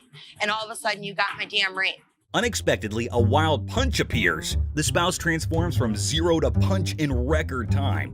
It's a twist even scriptwriters would applaud for. The pawn shop turns into a battlefield, leaving us wondering if our hero will escape unscathed. Punches him, and I am dumbfounded. You're a idiot. In a surprising turn, the ring is handed over and our hero exits swiftly, leaving chaos behind. The curtain falls on this pawn shop spectacle, proving that a ring appraisal can lead to a punchline we never saw coming. Bravo, pawn shop drama, bravo. Let's give him the ring. All right. Stops, drops, and rolls. Well, well, well, buckle up for the saga of the white Ford conversion van chronicles. Our hero, the proud owner of said van, calls in desperately seeking a private spot to discuss matters of great importance. A minute is all they ask, just one tiny minute in the vast universe of van-related queries. You want to drive a white Ford conversion van? A white what? But hold on, the call is interrupted, and our protagonist, in a true Shakespearean fashion, declares, "You can't deny my service." It's a performance worthy of an Oscar, a plea for understanding in the dramatic opera of van life. Hey, hold on, I'm gonna call you right back, man. You can't give me a minute? I mean, I've been there. Parking troubles arise, and the hero eloquently expresses, "Ain't no parking spots outside, dog." The struggle is real, and the van owner is on a mission to park where no van has parked before. The drama unfolds, they assert their right to park no matter the odds. Suddenly, I'm patiently telling you, dude. Parking spots outside, dog. Suddenly, a wild confrontation appears. "Don't touch me, man," echoes through the hollowed aisles. Our hero stands their ground, defying the unjust touch of the parking enforcement nemesis. The battle cry, "Back the up and let me do me, please," becomes the rallying call for all van enthusiasts. What you saying? Don't touch me, man. Don't touch me. Don't touch me. Don't touch me. Enter Ashley, the unsuspecting bystander caught in the crossfire of van-related turmoil. "Can we go to talk outside, man?" she diplomatically suggests, attempting to defuse the situation. Meanwhile, our hero, undeterred, asserts, "I'm not going nowhere," as if the van gods themselves had bestowed upon them a divine parking mission. I'm Ashley. Nice to meet you. Can we go talk outside? Man, tell your man to get off. Here, walk outside. In a shocking turn of events, our hero literally stops, drops, and rolls on the store carpet, leaving everyone perplexed. The van saga reaches new heights as the hero declares, "I catch one hood, I'm beating asses." It's a climax fit for the silver screen, leaving us wondering if van enthusiasts everywhere are destined for such epic battles in the pursuit of the perfect parking spot. Bravo, van drama. Bravo. Ashes! Guy in the refrigerator. In this episode of Hardcore Pawn, we are taken to the time when a crazy man entered the shop, and when no one was looking, he took refuge in the refrigerator for reasons unknown. Thankfully, this man had spotted the crazy man and went to Ashley and others to let them know. At first, no one would believe him, but by the looks, he looked quite genuine, so they followed him up to the spot where the fridge was. Still hardly believing the man, they went to open the fridge, and boom! The man was curled up inside, about to make the refrigerator its new cozy little home. I don't know what y'all doing over here. There's some mother in the refrigerator. What? The whole situation was so absurd that not a single person in the whole shop could believe that there was a whole person hiding inside there. Good thing that they have security in the shop, so the man got what he deserved. What the are you doing? Fake earrings. Two sassy black queens strut into the pawn shop, flaunting earrings worth $350. The seller, bewildered, questions their cash craving. They snap back. How you doing? Good. I'm here to pawn these earrings. Okay. Honey, our financial drama is an Oscar-winning secret. The seller innocently inquires about the swearing, prompting the girl to unleash a verbal firework. Trying to get $350 for them. Why do you need the money? It's none of your business why I need the money. As he fumbles to record the chaos, he realizes these queens can turn from pawn shop patrons to drama divas faster than his slowest sale. Talk about a speedy emotional roller coaster. Why are you swearing? Because you asking me why I'm coming in here to handle my business. In the midst of the jewelry saga, it's a linguistic roller coaster. The seller's ears are bombarded with jewelry, loan me my money, and a kid-eating crisis. What does my sign say? Jewelry and loan. This jewelry, loan me my money. I got to feed my kid. The drama unfolds faster than a soap opera, leaving him nervously counting non-existent diamonds. Talk about a pawn shop sitcom. Man, you getting on my nerves, dog. How'd you get You ain't even looked at my Do you know that these aren't real? In the sizzling pawn shop showdown, the women insist their earrings are as real as their sass. The seller, sweating in the Lacote, tries to diplomatically handle the diva duo. It's a battle of bling, attitude, and a heat wave, all under the watchful eye of leather-clad thermometers. Comedy gold. How the you gonna tell me just by looking at my that they not real? They're not real. As the Queen of Sass declares her exit, she throws shade like confetti. Insults rain down, targeting the seller's wrinkled-up hair and questionable fashion choices. With a parting shot about a jury and long bow ash, she exits, leaving the pawn shop in stitches and the seller questioning his life choices. I ain't leaving this till you give me my money. I need my mother hair did. Coloring book. Ashley enters confidently, challenging authority. Seth tries to manage the chaos. Tension rises as they clash, leaving everyone puzzled. Don't come in here thinking that you know everything in your like. I didn't know you anything. should go off and like run back to Hawaii where you bought that shirt. Unearthed gems, a JFK coloring book from '62, and a Frank Zappa one from '82. Mom's surprise drawer is found. Now, the shop's in for a laugh, unraveling the tale behind these quirky relics.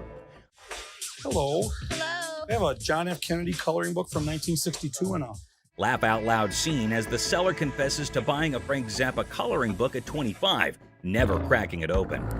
Now, with 3 daughters in college, it's a hilarious quest for cash. The quirky relics become the center stage for a funny exchange in the pawn shop. So why do you want to get rid of it since you loved him so much? well, I have 3 daughters in college and I need money.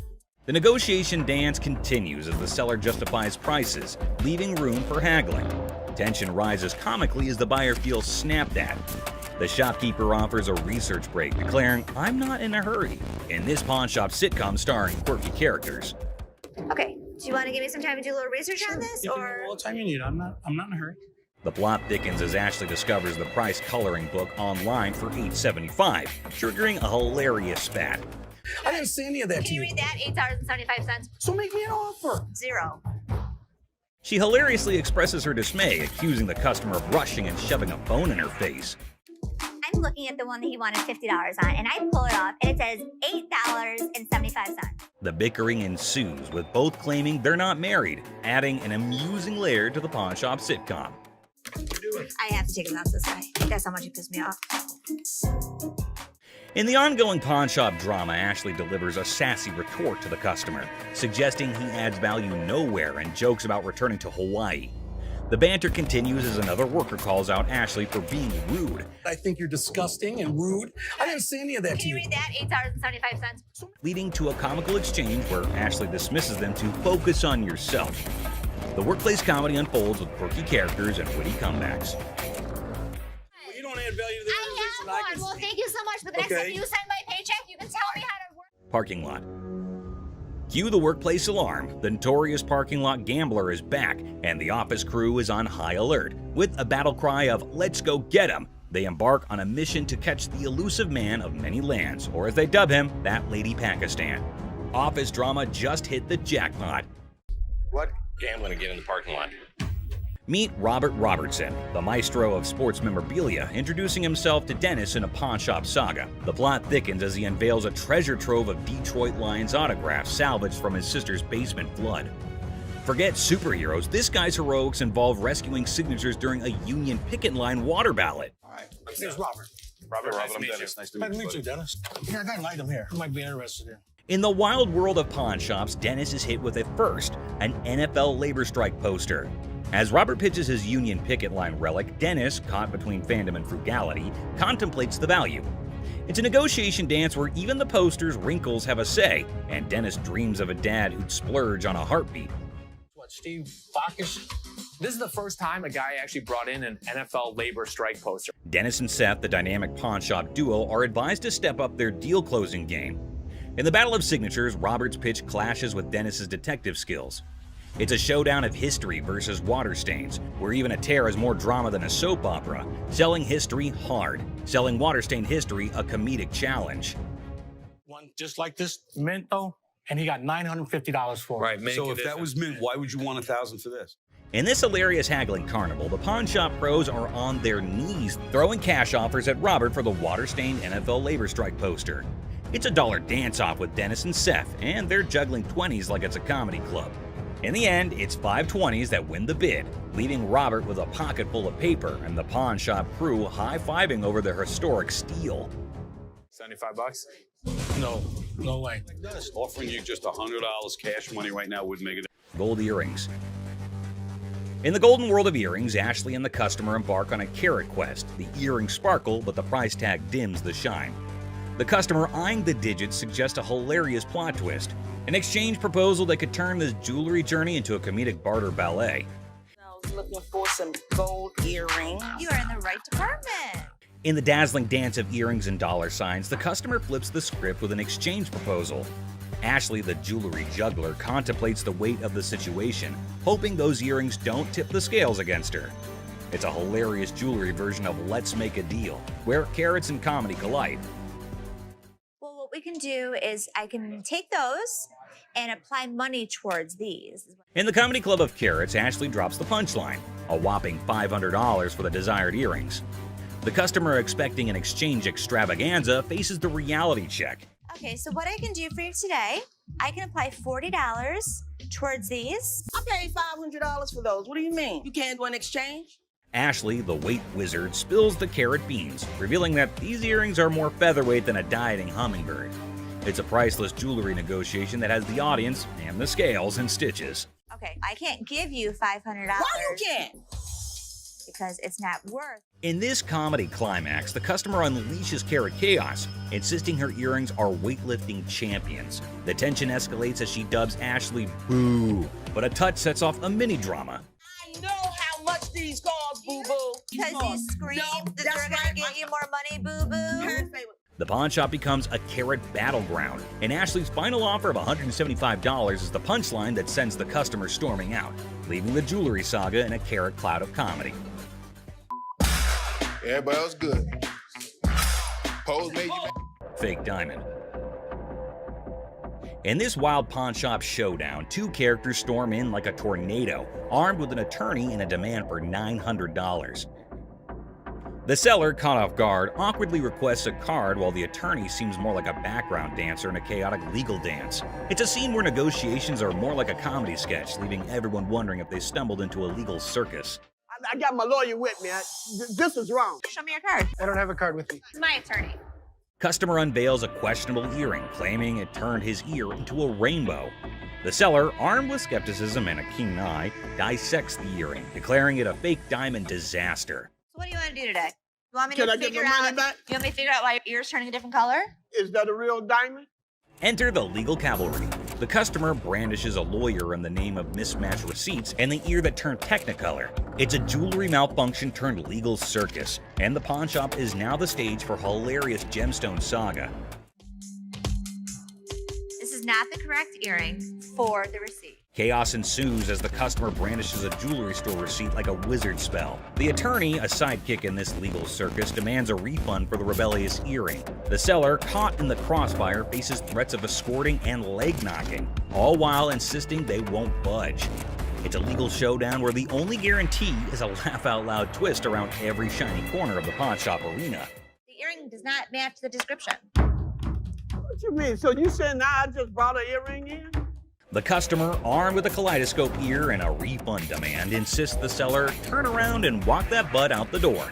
The seller, invoking a hint of pawn shop diplomacy, proposes a negotiation dance, but warns, keep your butt back there. Cue the dramatic soundtrack, man, it's a comedy in motion. An evil woman anthem echoing through the pawn shop arena. Get out. Yeah, you took my money, just sold me a bold earring. Golden State Warrior ring. I just got engaged. And I heard you had a 75 Golden State Warriors ring, and I was thinking that would be perfect for my fiance. This man came into the shop to buy something, which is odd because most people come into the shop to sell something. This man, on the other hand, was interested in Rick's 1975 Golden State Warriors ring, but Rick was unable to but laugh at this. Rocco, will you grab me that ring? Sure. That is a brave man that would give his fiance a championship ring. Even though Rick keeps on laughing, asking why the man is giving a ring like this to his fiance, we understand that the buyer isn't pleased with Rick's antics. So what I did was I brought pictures of another 75 Golden State Warriors ring. The buyer produced photos of another Golden State Warriors ring and attempted to match them, which they did. Then he asked if it was a genuine diamond and if Rick had checked it. Rick told him that the stone was genuine. Perfect. Have you tested the diamond? Oh, yeah, it's a real diamond. It's a real diamond, okay. The buyer then proceeded to use his own tester to determine whether or not the diamond was genuine, as he was a collector and dealer of sports memorabilia himself. But as he went to test the diamond, it didn't pass. It's not testing. That's because you have a really cheap tester. So Rick stepped in with his own tester, which of course revealed that the diamond was genuine. Even though Rick was irritated by the whole thing, he chose to be courteous to the man. First fine on mine. Okay. I will trust that. The buyer requested for the amount after the ring had been tested, which Rick believed to be $11,500. The purchaser, on the opposite hand, had a budget of $5,000. Any 11 grand, that's what I can do. That's your bottom line? Yeah, Okay. best price. Because Rick refused to go any lower than $11,000, the buyer was forced to leave the business unhappy and empty-handed. I didn't think he was going to go 5,500, but I thought, he'd work with me a little bit. But he seemed like he wanted to punch me in the face. Wells Fargo's safe deposit box. What do we have here? Well, we got a Wells Fargo strong box. This man arrived with a Wells Fargo safe, an antique ball and chain, and a couple ancient handcuffs. The seller was asking roughly $2,000 for everything in the package. All right, well, tell me about these things. This ball and chain right here actually comes from the human prison. It's the oldest prison in the state of Arizona. Folsom Prison was Arizona's oldest prison, and the handcuffs belonged to it since the late 1800s. Here's my concerns. When they forged chains back in the 1800s, it was just hot welding together. At that time, it was all performed by the blacksmith, but the chains that the man brought in were all electronically forged. Not only that, but Rick had another major problem. Never in the history of any prison did they ever have their name put on the balls. What Rick was saying was that everything the man brought in was false, but the seller was not ready to believe Rick. It's fake. What makes you an expert on this stuff? I've been buying and selling this stuff my entire life. Even if the contents of the package were phony, there was a chance that the box itself was not. So Rick made a deal for the box and left the rest. Box, I'll give you $400 for it. I want $1,200 for it. No, you don't. And the transaction was completed for $400.50. The seller left, and Rick subsequently decided to consult with an expert about what he had purchased. Okay.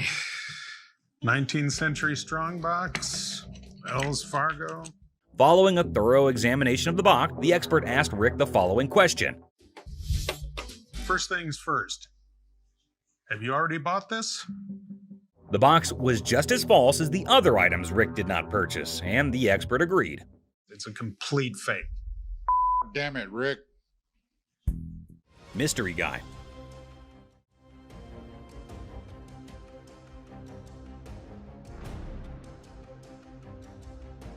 Right there. Here they come again. Hang on to your hats, folks, because we're diving into one wild tale. Picture this, a mysterious dude looking like a secret agent casually strolls into a pawn shop, acting like he owns the place. The shopkeeper, eyes wide open, can't help but stare at this walking enigma. I mean, who wouldn't? He's like a riddle on two legs. Now brace yourselves for the craziness escalates. Our mystery guy isn't flying solo. He's got not one, but two ladies in tow, a trio causing a ruckus. They swagger up to the counter, and out of nowhere, the guy dramatically declares that the ticket he's waving is faker than a rubber chicken. Everyone in the shop, imaginary files included, gasps in surprise. Her on the ring, or get the ring back. She's got a receipt. Let me explain to you. This is a counterfeit ticket. Hold on to your giggles. The shopkeeper, smelling something fishy, turns into a detective. With a sneaky grin, he tells the trio to chill and confidently says, "I'll prove it's a fake." The suspense builds as he brings out the real ticket, examining both like he's some ticket art connoisseur. This is the amount of numbers that are here. Okay. Number 2 is state law mandates. Hold on to your funny bone. The shopkeeper spots the differences quicker than yelling fake alert with a big old grin. He declares, "Nice try, folks, but your ticket is faker than Monopoly money." Cue the imaginary mic drop in the background. But whoa, Nelly, the trio isn't throwing in the towel just yet. They get into an energetic discussion, pointing fingers, thrashing arms, and hollering as though they're contending in a yelling challenge. It resembles something out of a sitcom, and you can't resist the urge to chuckle at the idiocy. In the grand finale, our mysterious guy and his partners in crime admit defeat. Looking a tad embarrassed and probably feeling a smidge silly, they storm out of the pawn shop. The shopkeeper, now a hero in counterfeit ticket detection, is left with a bunch of baffled onlookers. And there you have it, a hilarious adventure that's weirder than fiction and funnier than a clown on a unicycle. Comedy gold, my friends, comedy gold. Gun cabinet. Well, it's a desk, but it's not really a desk. It's actually a gun. So what this woman brought into the pawn store was not anything that was common. It appeared to be nothing more than a plain desk, yet it was far more than that. It's a gun desk. Yes, when you push down on the inkwell, a bullet fires out through the trapdoor. When you press down on the inkwell, a bullet fires out through the trap door, and this desk transforms into a pistol when the time comes. If I sell it, that's fine. If I don't, I'm okay with that too. Thus, the merchant visited the business not exclusively to sell the weapon work area, yet additionally to figure out more about it. She needed to realize who possessed it, the way things were utilized, how old it was, and other such data. I was trying to figure out how to open it and had a really good look inside it and said, While hunting for a nice little desk, she came across this one. But when she got it home and attempted to open it up, that's where she discovered it wasn't what she thought it was. I've seen desks with hidden gun compartments, but I've never seen a desk as a gun. Rick thought it was something out of a James Bond movie, and he was so engrossed in it that he forgot he was actually pushing his face against a gun. Do you mind if I have a buddy look at this thing? Because I am just completely lost here. Not at all. Rick believed it was best to have an expert look at it after taking a closer look, so he called one. Gun. This is the gun. What? The master had never seen anything like it and had no clue about what it was utilized for. Yet, in lieu of what he saw, the master reasoned that it was made somewhere in the range of 1890 and 1910, which was an issue. Even though he couldn't guarantee it, the Pawn Stars may buy it in a gray area. Bring it to a gunsmith and have him professionally deactivate the mechanism. Then it can be legal to buy and sell. The only way to buy and sell it legally is to take it to a gunsmith and have him deactivate the mechanism. Only then can it be simply and legally acquired and sold. I wish I could help you out more. It's just one of those things. Thanks for bringing it in. Oh, you're welcome. Orange Bowl ring. I decided to come to the pawn shop today to sell my Penn State Orange Bowl ring from 1973. This individual then brought in an Orange Bowl ring from Penn State in 1973. He was in the shop trying to sell it since he needed the money for upgrading his house, and he reasoned that it must be valued at least $1,500. Where'd you get this? I went to Penn State and guy down the hall played on the team, and he needed some money, and I bought it back then. The seller claimed that one of the team members needed some cash and that the only thing he had was that ring. Thus, the man paid him the necessary funds and purchased this ring.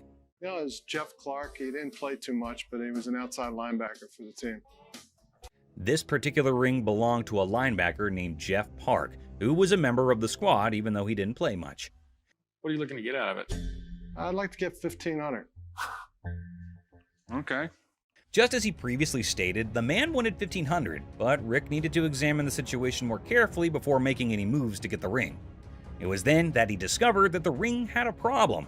The price is reasonable, but it's illegal for me to buy or sell anything when any identifying mark has been removed on an item.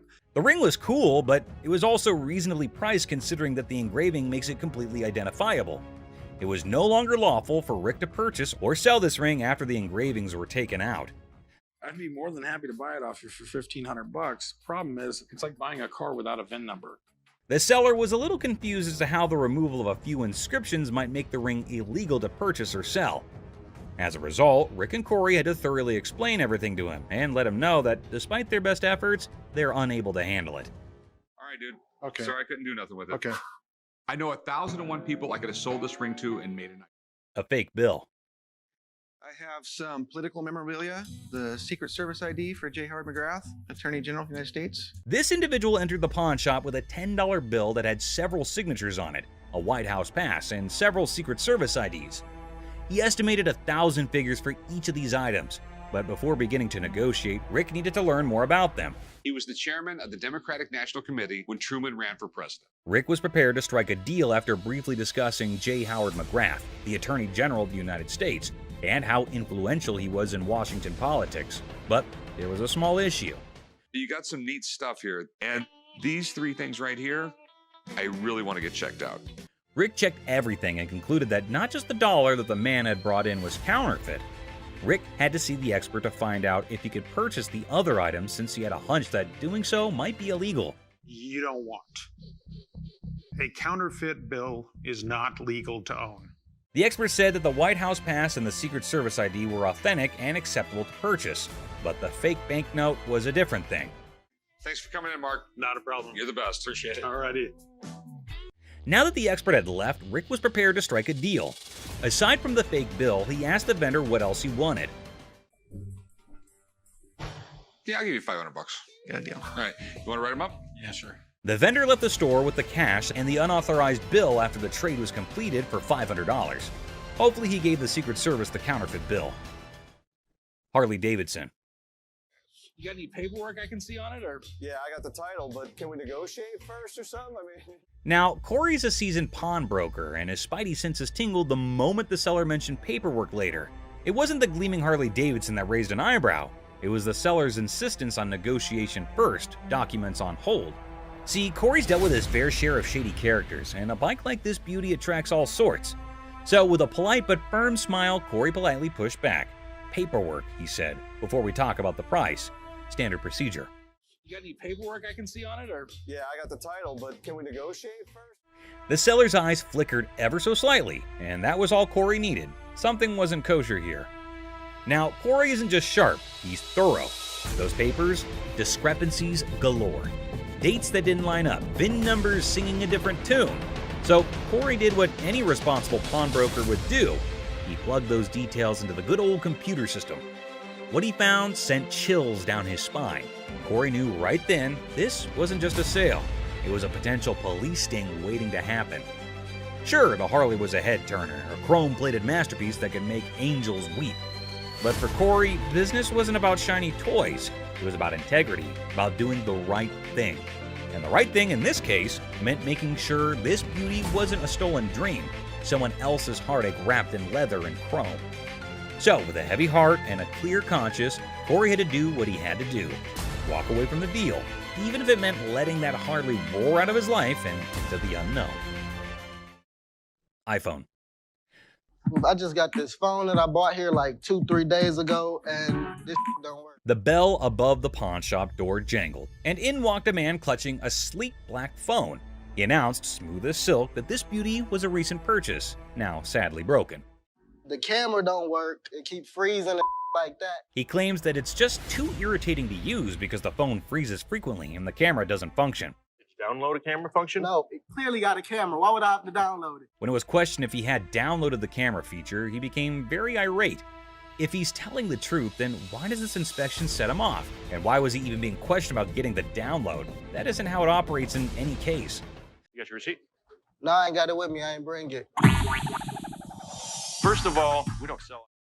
We can decide right now whether the client is attempting to misdirect. Rich, the seasoned pawnbroker behind the counter, felt it too. That intuition honed by years of dealing with all sorts, that sixth sense for trouble, it was screaming at him.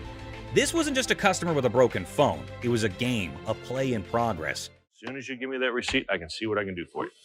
I don't have my receipt. I just clearly told you that, man. Clearly, you told me that. So Clearly, I have we to tell need to you fix this that or... without the receipt, there's nothing I can do for you. Rich yells, "Are you messing with me, man? You came for a new phone, but you don't have a receipt?" However, the man persists in insisting that all he's asking for is another phone. If he said clearly one more time, I was going to clearly have to knock his freaking head off. We're all aware that Rich needs the receipt. You, my man, are not. Who sold the phone to you in the first place? Somebody. He here.